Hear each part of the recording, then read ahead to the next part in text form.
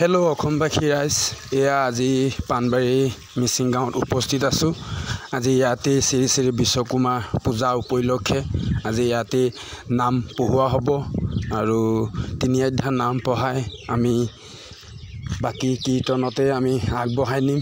আৰু ইয়াতে আহি পোৱাৰ লগে লগে এয়া চাহ যোগান ধৰিছে ঘৰৰ গৃহস্থই। চাহ খাই আমি যাতে শ্ৰী বিশ্বকৰ্মা পূজা ভাগো আমি আগবঢ়াব লাগিব, যাতে সকলোৱে একতা হয়।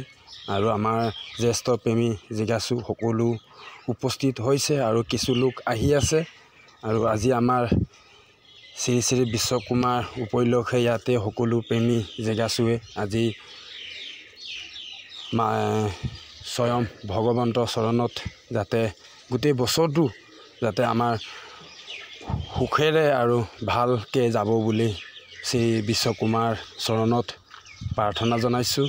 আৰু সকলোৱে আজি শ্ৰী বিশ্বকৰ্মা পূজা উপলক্ষে আজি ক'ৰবাত নহয় ক'ৰবাত সকলোৱে জড়িততা আছে।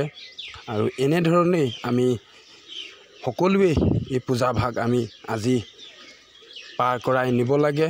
আৰু এয়াই আজি আপোনালোকলৈ মোৰ কিছুমান মন্তব্য আপোনালোকৰ মাজত ৰাখিলোঁ। আৰু এই ভিডিঅ'টো ইমানতে সামৰণি।